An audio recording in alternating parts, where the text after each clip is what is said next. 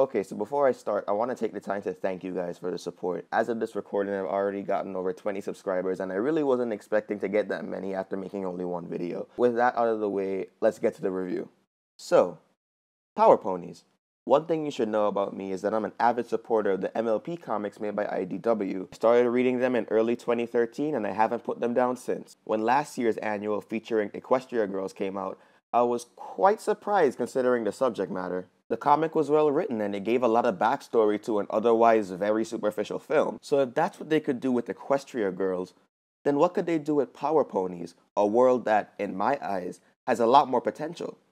Let's find out, shall we? I won't be doing any ending spoilers, but if you want to read the comic with a clear mind, I suggest you go and read the comic and then come back to this video. I'll give you a few seconds.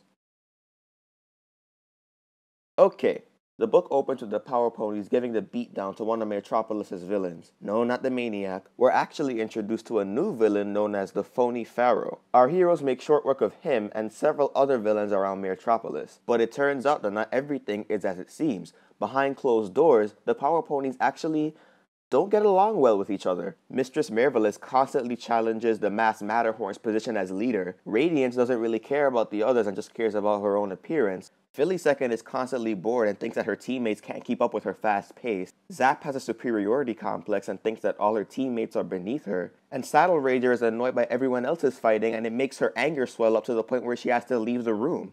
In the midst of all this, Humdrum is wondering why his teammates are acting like this, and just wishes that they could be friends. Meanwhile, at Balcom Asylum, awesome reference, the villains are lamenting over their previous defeats from the Power Ponies, until one villain in particular decides to come up with a plan. Yes, I am talking about the Maniac this time. Her plan is to come up with a team of 6 villains that would counteract the Power Ponies, so that they can be on even ground. The team would include her, the Phony Pharaoh, High Heel, a shoe-themed villain, Longface, a Pegasus that wants to infect the world with sadness, similar to how the Joker likes to use laughing gas, Smudge, a giant blob that can't talk, and Shadowmane, a mysterious mare that Maniac brings in as a ringer to round out the team. And I'm gonna stop there, because I think I've given you guys enough information to get the gist of the story. So, what did I think? Let's start with the writing. The writing was done by Ted Anderson, who has worked on the main series, the micro series, and Friends Forever. He also wrote the second part of the Equestria Girls annual last year. None of his issues really stood out to me. I mean, his segment in the Equestria Girls issue was nice and all,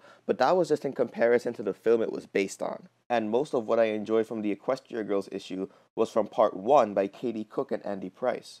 This issue, however, was definitely a step up. You can tell that Anderson took advantage of the fact that he had more pages to work with, and he told a nice, cohesive story within the longer span of the annual issue. It was an interesting plot to follow, and I found myself entertained by what was going on. There are even little bits and pieces of humor in there, like when the villains are trying to come up with a name for themselves and find out that all the good names are taken. Wait, is Maniac using a laptop? Laptops are canon!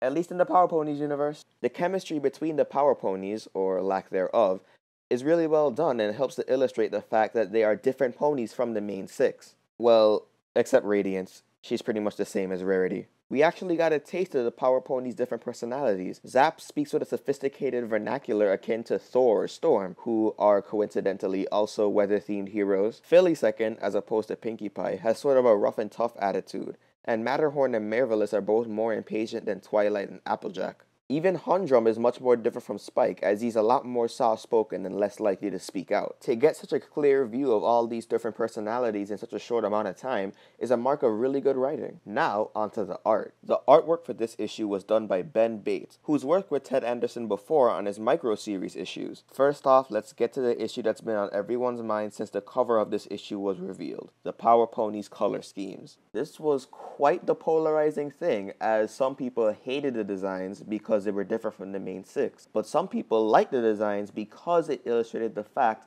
that the Power Ponies are different from the main 6. On top of that, Humdrum isn't even a dragon, he's a pony, and that kinda bothered some people. But me, I actually like it. Just like how the writing shows that the Power Ponies are different from the main 6, the artwork goes the extra mile and shows that their designs are different. A lot of people thought that Matterhorn would have artificial wings with her powers just because of Twilight, but she's actually just a regular unicorn. Seeing their different personalities and looks helps to illustrate the fact that they are different from the main 6, and it gives the story a lot more weight because the Power Ponies are their own characters. There were a few things I had some issues with though. While I thought the designs of the villains were great, some of their names sounded a little uninspired. I mean, High Heel, the Phony Pharaoh, Smudge.